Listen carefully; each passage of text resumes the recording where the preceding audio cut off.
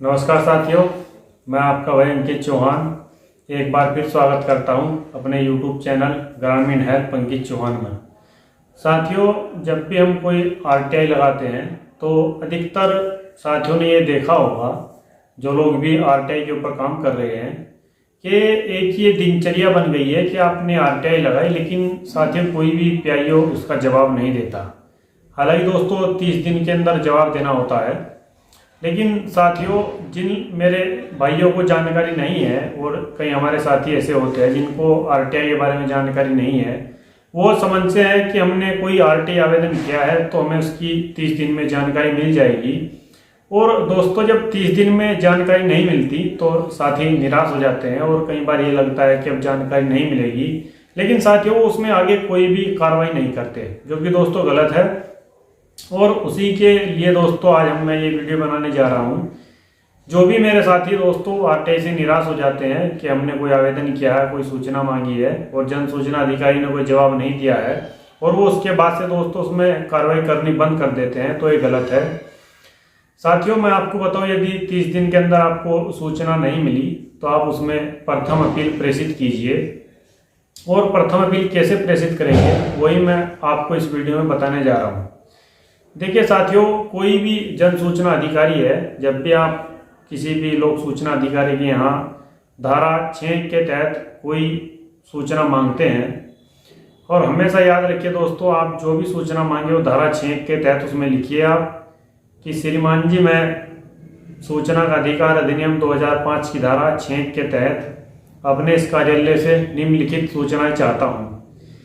निम्नलिखित सूचना का मतलब दोस्तों, निम्नलिखित का मतलब जो नीचे लिखी हुई है वो मैं सूचना आपसे चाह रहा हूं और धारा 6 का आपने उल्लेख कर दिया है। और दोस्तों 30 दिन आप इंतजार कीजिए।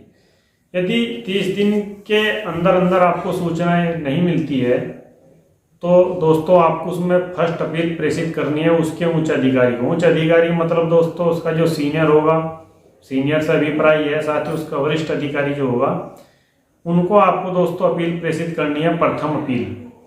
और दोस्तों देखिए, जब भी आप प्रथम अपील प्रेषित करें, आप 30 दिन की अवधि की गणना कैसे करेंगे ये भी मैं आपको बता रहा हूं। मान लो दोस्तों आपने 1 तारीख को अपनी सूचना के लिए आवेदन किया और दोस्तों 30 तारीख तक आपको कोई सूचना नहीं मिली। दोस्तों जिस दिन भी उस अधिकारी को आवेदन रिसीव हो जाएगा और रिसीव होने के 30 दिन तक आप उसकी गणना कर लीजिए, तो उसी के हिसाब से 30 दिन के अंदर यदि सूचना नहीं दी साथियों तो एक्ट का उल्लंघन है, तो उसमें आप तुरंत प्रथम अपील प्रेषित कीजिए। देखिए साथियों, आपको थोड़ा RTI एक्ट में धैर्य रखना पड़ेगा, पेशेंस आपको रखना पड़ेगा। ये नहीं कि आपने कोई आवेदन दिया और तुरंत उस पर सूचना मिलेगी, क्योंकि दोस्तों ना ही सरकार ऐसी है, ना ही जन सूचना अधिकारी, ना ही लोक सूचना अधिकारी है। लोक सूचना अधिकारी से मतलब दोस्तों प्रशासन में बैठे अधिकारी लोग, कर्मचारी लोग जो भी है, ये सब लोग दोस्तों RTI का कोई जवाब देना नहीं चाहता, ये सभी लोग जानते हैं, ये कोई नई बात नहीं है। तो आप उसमें प्रथम अपील दोस्तों प्रेषित कीजिए। और प्रथम अपील मैंने अपने वीडियो में बताया है। देखिए प्रथम अपील हमेशा धारा 19(1) के तहत होती है। साथियों उसमें आप लिखेंगे, श्रीमान जी मैं सूचना का अधिकार अधिनियम 2005 की धारा 19(1) के तहत प्रथम अपील, ठीक है, प्रथम अपील जब आप करते हैं तो धारा 19(1) के तहत हमेशा आप प्रथम अपील करिए।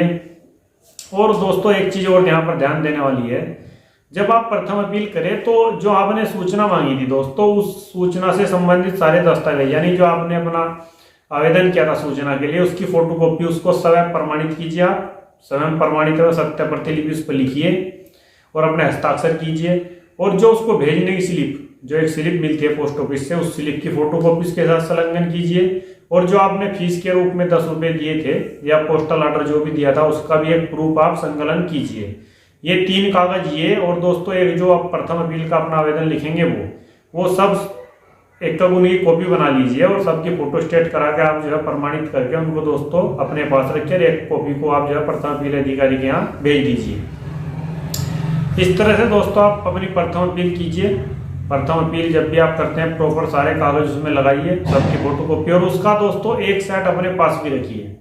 ऐसा नहीं कि आपने प्रथम अपील की फिर बाद में आप आयोग में जाए और फिर आप कहें कि हमारे पास तो प्रथम अपील का दस्तावेज ही नहीं है। ऐसा दोस्तों नहीं होता है, क्योंकि आप कोर्ट में, आयोग में, जहां भी आप जाएंगे दोस्तों आपके पास एक ग्राउंड होना चाहिए, एक रीजन होना चाहिए दूसरे को गलत ठहराने के लिए। यदि आप किसी को गलत बोल रहे हैं, आप कह रहे हैं कि जन सूचना अधिकारी ने हमें सूचना नहीं दी और प्रथम अपील अधिकारी ने हमारी बात नहीं सुनी, यदि ये बात आप जब आयोग में आगे जाकर कहेंगे तो आपके पास एक ग्राउंड होना चाहिए दोस्तों। ग्राउंड यानी एक आधार होना चाहिए, ये नहीं कि आपने कुछ ही हवा में कह दिया और आपकी बात मान ली जाए, ऐसा नहीं है। जब आप सारे दस्तावेज आयोग को दिखाएंगे तो आयोग में आपकी बात मान्य होगी। खैर, आयोग तक की बात तो दोस्तों बाद में है, फिलहाल हम प्रथम अपील तक की बात कर रहे हैं।